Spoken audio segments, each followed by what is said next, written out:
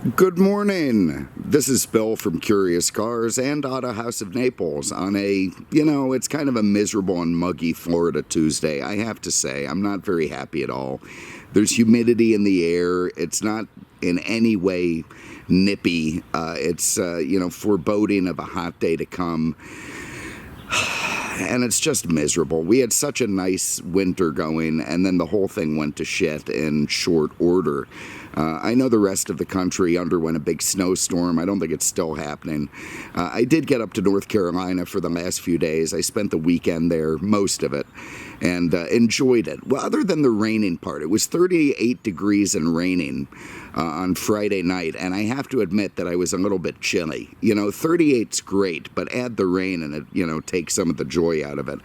But given what I'm going through now with the impending heat, in retrospect, I'd take the rain. I'd take it back. It was nice.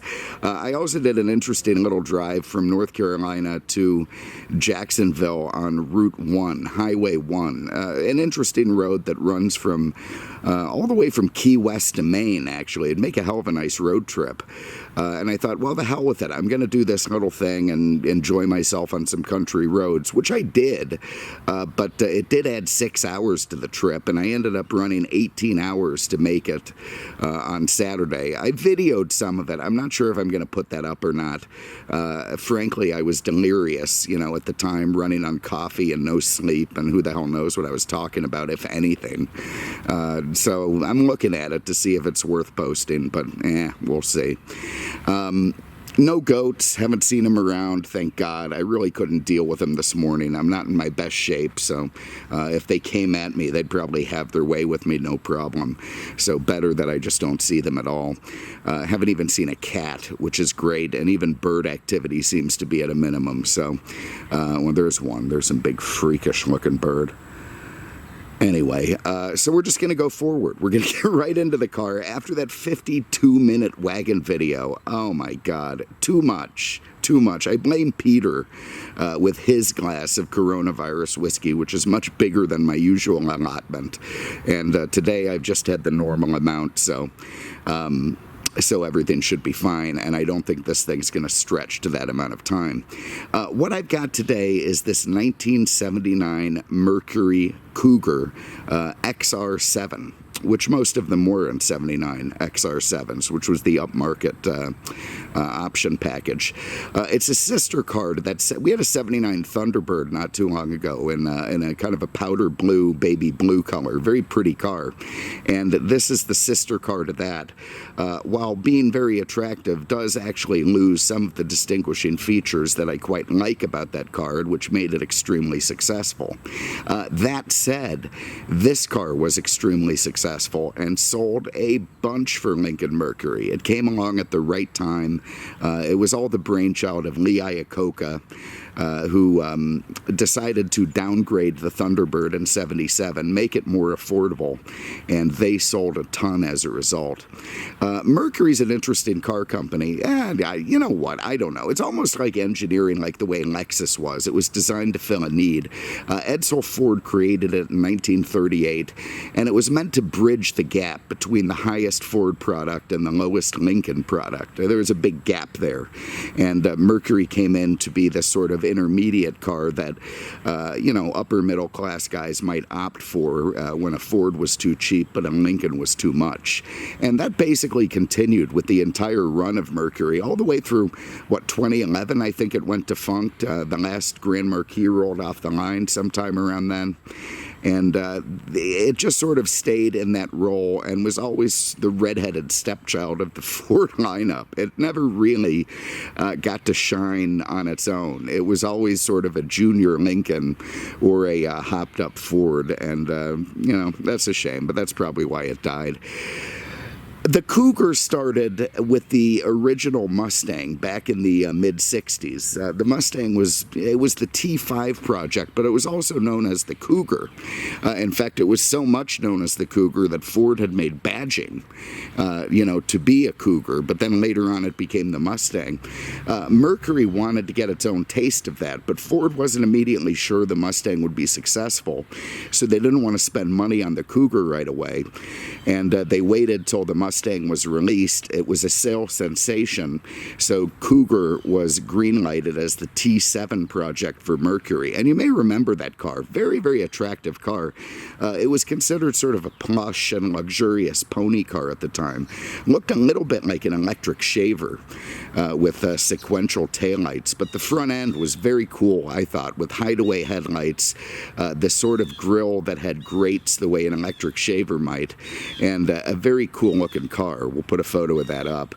That went on, it sort of mocked and mimicked the Mustang for a few years. It was a little bit bigger than the Mustang, even on the same frame, and very attractive. It got into its own muscle car stuff. They had the Eliminator and some other hot rod type Cougars, but it traced the Mustang as the Mustang progressed through, I don't know, early 1970s. And then the second gen, it became based on the Ford Torino platform and the Elite, if you remember that car. We talked about that when we did that Thunderbird the other day, that the Elite was sort of a placeholder for the Thunderbird until it could come out. And that is where the two cars sort of diverged, or sorry, didn't diverge. They had diverged. That's where the two cars came together. Basically, the Cougar tracked towards the Thunderbird, and the Thunderbird tracked towards the Cougar. And finally, in 1977, they met, and they became essentially the same car. The Cougar went from being a smaller Mustang-based car to being upsized. It was one of the few cars in the 1970s that actually grew in size, while the Thunderbird, went from being this big Mark V-based thing to getting downsized to that Elite and Torino platform, where it met the Cougar, and they became sister cars. And the Cougar sold very well. I mean, this was the heyday of the person and luxury coupe, and Ford went with the whole short-term success thing. While everything else was getting smaller and more fuel efficient, GM had downsized in '77. Ford decided to sort of hold off a little while. And it paid off in the short term, but then, then they did have to change like everyone else in '79. So even though this is a giant, giant car by today's standards, it is considered intermediate from '77 to '79 and was very technically a mid-size car. They did think about making it their full-size car later, but that didn't happen. Also in '77 through '79, the Cougar became the crux of the Mercury lineup. They had a four-door sedan. They also had a station wagon with Cougar badging, and that was unique and new to the world, something they hadn't done before. It was based on the Ford LTD2 and, of course, the Torino Elite. They didn't sell shit for wagons or sedans. They only sold a few, which makes them curiosities today.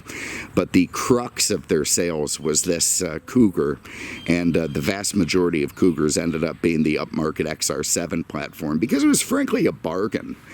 This car was cheap by then standards and today's standards. I think if you translate, it was like, I don't know, I've got a window sticker for this thing, but I think it was like 25 grand by today's standards, and that's part of the reason they sold a ton of them, is because you got to sort of appear to have more car than money at the time. It was pretty luxurious, pretty well appointed, and still a bit of a bargain.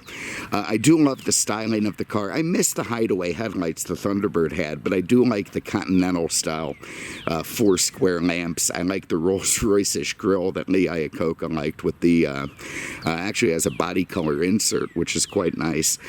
Maybe the world's coolest hood ornament.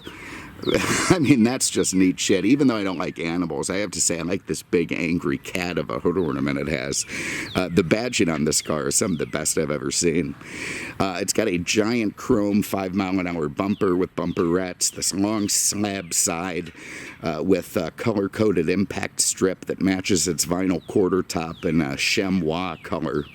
It's finished in medium orange metallic, what they also called glamour, which is an interesting color. And I mean, if you wanted to ride around to the disco clubs listening to the Bee Gees and having the time of your life with a woman in hot pants, the Cougar was not a bad way to do it. I also like the alloy wheels.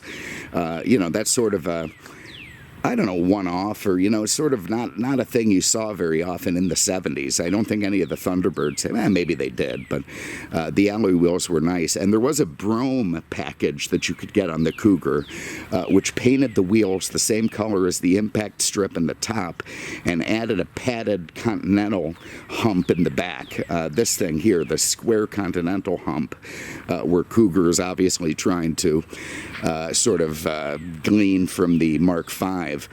This area actually became padded and vinyl, which is quite cool, but probably also very, very silly. This is all original paint, 14,000 miles on this Cougar. I mean, I don't know who saved this thing or why, but I'm kind of glad they did, and I like ending up with it. And if you have any doubt about the 14,000 miles, watch the way this door opens. I mean, that gas door has not been opened 5,000 times in its life. It's pretty amazing state of preservation on this. So, I like the original dealer sticker there too, still on. Very cool little lights, not as big as the giant lights on the Thunderbird, but still a nice treatment on the back end. So, let's just get into it. The XR7 got this little sliding door, which doesn't work very well for me, so I'll do it one-handed. But that should stay up. Let's get in. So there's the original trunk, all in good shape, incredibly well preserved. This car has been Z-Barded, which was a rust-proofing thing back in the 70s, which was expensive dealer option.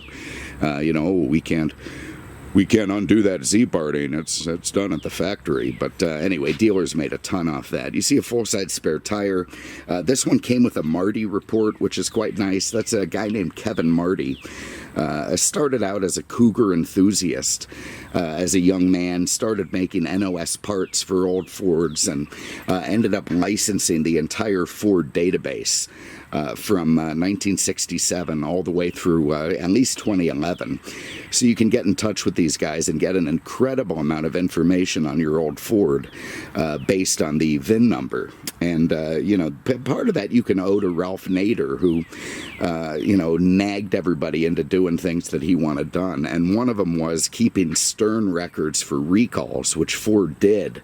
And those records all became computerized, which Kevin Marty took advantage of, and he can tell you an amazing amount of information about your old Ford, including, their window sticker, give you that. This thing was $8,200 in '79, which wasn't cheap, but this one is pretty well optioned. You could get them in the $5,900 range. There you see the base price without all the stuff. So that was a little bit less cheap, or a little bit less expensive.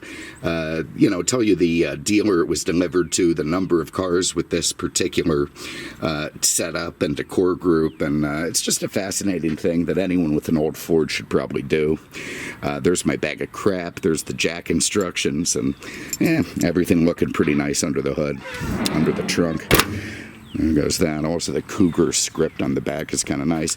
I love this chamois quarter vinyl top. Almost looks like ostrich skin or something. And probably the most distinctive feature of the Cougars, other than the badging, love the little leaping cap there, were these louvered side marker, side opera window things, which were kind of neat and meant to invoke the idea of a Lincoln Continental. Have a look under the hood.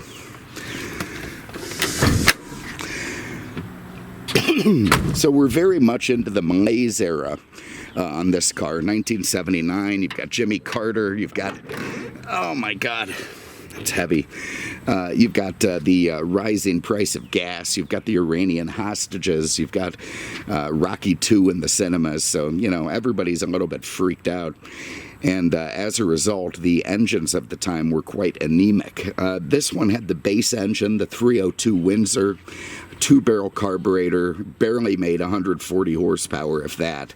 And, even though it's got some V8 torque so it can lug this thing down the road, it is a dreadfully anemic engine coming from, the 428 Cobra jets of the early 70s and late 60s when people were all used to horsepower. Well, that was over, and now it was all about fuel mileage and keeping costs down. So there it is. You could also get a 351 Windsor in this car, which had a few more horsepower, but the 400 option, which had the most, I want to say 170, that was discontinued for 79. Couldn't get it.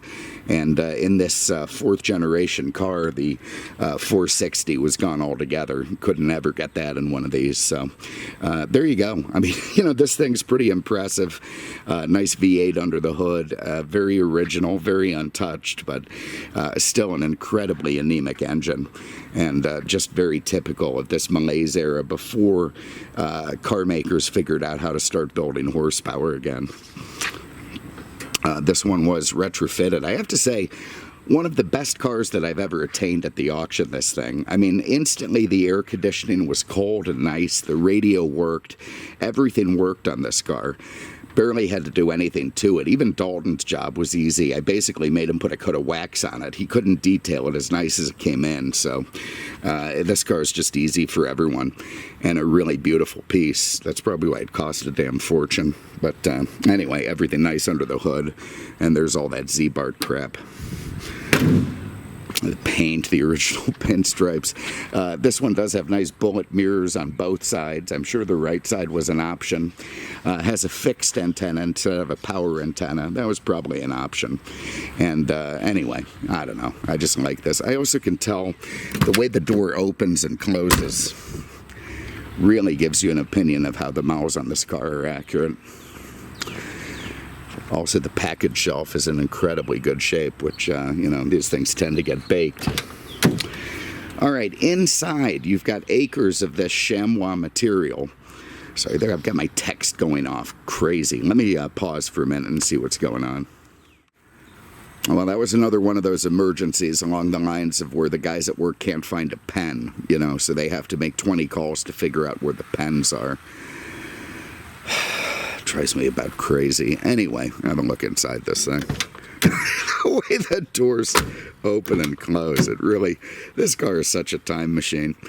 Okay, there is that rather attractive split bench seat in chamois color. Very, very attractive and very plush for the time. You can see they didn't even bother coming up with their own Mercury skid plate there. Scuff plate. It's got the Ford Motor Company logo, which, is normal. You've got what was probably incredibly crappy fit and finish on the door panels and other materials, but with this one still being basically new, it's all nice, tightened together, including this sort of walnut trim, and what I thought was a crack is not. It's just a casting line. This one has power windows, which is a nice option. I thought that was missing in the Thunderbird, and I'm glad to see it here.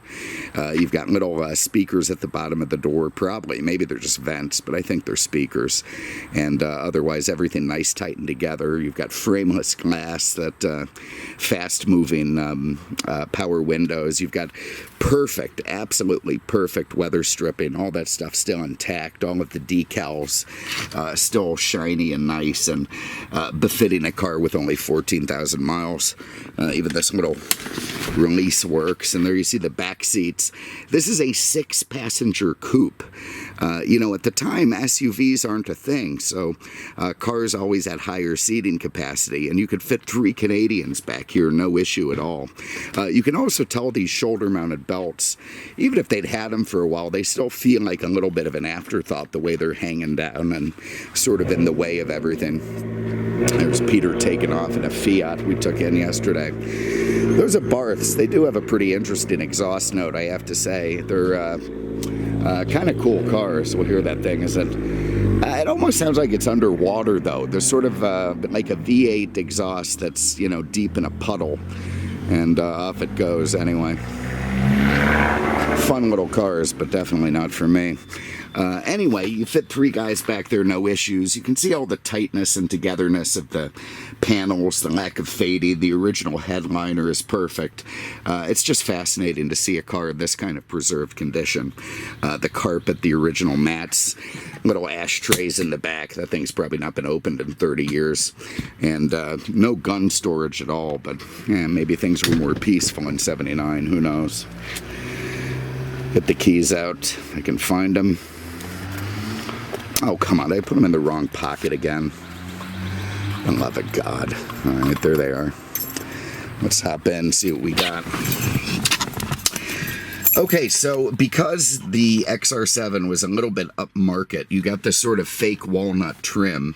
Very few of these cars had full gauges, though they were possible. I think like 10% did, where you could get the rally pack, which had a tach and, all the different engine gauges. This one, like most of them, didn't have it, but does have air conditioning, which is nice and works great.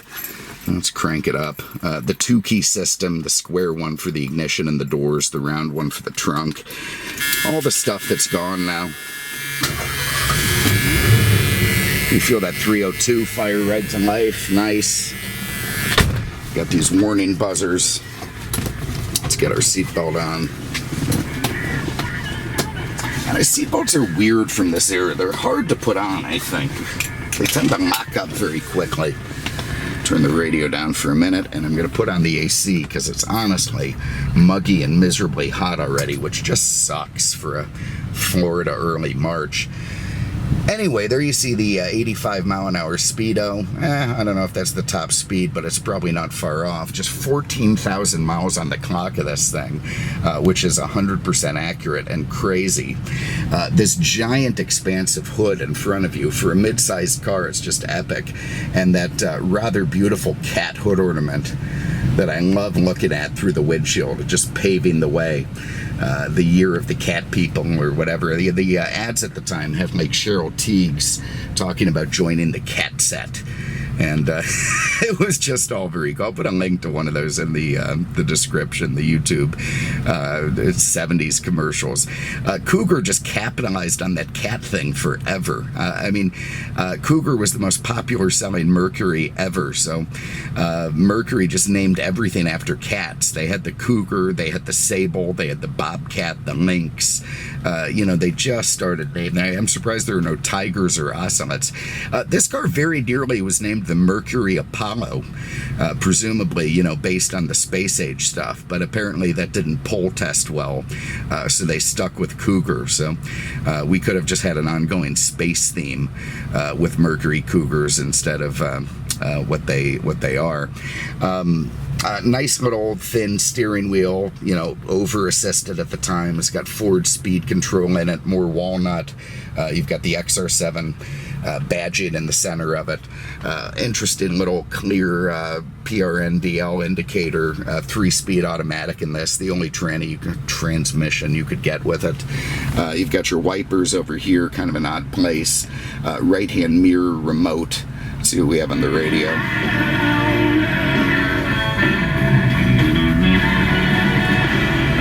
Seems like a weird medley of songs, so we've got that going.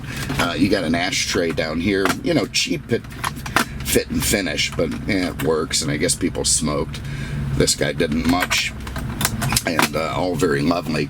There you've got Ride Engineered badging, more walnut, and the glove box. You've also got a pretty standard looking wide rearview mirror.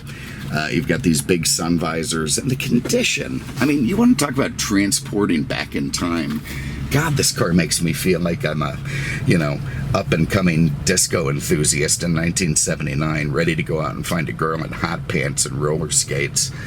We've even got a full tank of gas, which is nice. So it is tilt wheel, Ford's weird sort of hinge towards the back thing, which I'm not a giant fan of, but I guess some people like. And, of course, a column-mounted shifter. Let's go for a ride. God, the air conditioning is nice in this. And that actually was a thing. Apparently in 77, they made the AC 35% more powerful than the 76 model. And in 76, the Thunderbird, by the way, was Lincoln-based, whereas this car, the Cougar, was still Torino-based. And then in 77, they were all Torino and LTD2-based. They became the same. So it was a move laterally for the Cougar, but a move downward for the Thunderbird. No longer was the Cougar sort of a stepping stone to the expensive Thunderbird. It was now a sister car from 77 to 79 and would remain that way forever after. That went to 1980. They became sort of a weird Fox body platform.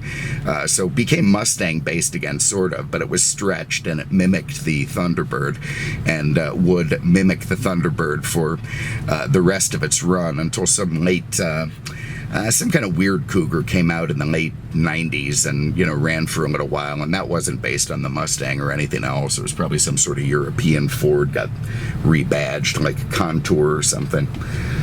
Go around Peter's irritating sprinkler so we can get rust water on the car. Okay, so the drive of the car, I mean, it's obviously a solid rear axle. It does have independent front. It's got sway bars front and rear. This was considered a sporty car at the time, part of the the personal luxury coupe thing, competing with the Monte Carlo, the Grand Prix. Even though they did sell a bit better, this car did pretty well. Also competed against the Cordoba, the Dodge Magnum back then. I'd forgotten there was one back then. That was a weird overbuilt car, and a variety of other bits and pieces that made up the personal luxury coupe genre, and man, did people love it. I mean, they sold a bunch. It had such an impact that GM thought it was going to continue. If you remember that GM10 platform that came out in 1980, what was it, 1987? No, 1988 was the first year. GM was betting that the personal luxury coupe platform was still going, but that's where they screwed up, and it turned out sedans were the thing, and Ford beat them to the punch with the Taurus and the Sable, which became much more successful cars than the GM10 stuff. So there it shows you can't really predict what's going to happen. You have to keep appraised of the time. But anyway, these 79s were probably the last giant mid-size Fords, much longer probably even than a full-size car today is. I mean, this is what, 114-inch wheelbase, this thing? This is a big car, and just fascinated to me that it was considered mid-size, intermediate at the time. I will say this, maybe again it's just because this car is so newish and tight, but it does drive well. I mean, it goes where you point it. The steering is responsive enough. I mean, much more than I would have expected. You aim it down the road and it, steers quite nicely. You get a little bit of V8, but I'm not going to bother hammering it. What is the point? 138 horsepower or whatever it has. It's just a cruiser. And that's what this car has now become in its collectible status. It's kind of a cool old boulevard cruiser. And I'll call it an entry-level collectible because even in this condition, it can be bought at a pretty remarkably affordable price. I mean, if you had a Mustang GT from 79 preserved in this condition with these miles, it would currently cost a fortune. And frankly, it's a bit of a piece of shit, but it does have that Mustang cachet. These cars have been underappreciated and are only now sort of starting to become a bit more beloved by the collector car market. And as prolific as they were at the time, they sold a lot of these cars. I want to say 150,000 of these and more than 300,000 of the Mustang. Not many of them got preserved, so it's a little bit of a rarity to see one of these cars in this condition still driving around. I mean, it's an epic car. God, it really is. And it's fun to drive, and it's modern enough. You got your 3-point seat belts, you got cold air conditioning, you got a stereo playing the Bee Gees, you got the world's greatest cat hood ornament, this big long expansive hood, and a nice cushy ride to drive to the burger joint in. If you're looking for a something that's a collectible, but you don't want to spend a ridiculous amount of money. You want to have a little bit of fun, but still get the nicest car you can. This thing really hits a sweet spot in terms of what it costs to own one that's in this incredible condition. It's probably a pretty damn good investment. I mean, I don't think they're ever going to set Barrett-Jackson on fire with triple-digit numbers, but, cars preserved at this level are only going to get more valuable as time goes on. So you can drive it, have a bit of fun with it. You can even put 10,000 miles on this car, and it still has low miles. So it's sort of a fun way to get into the collector car hobby.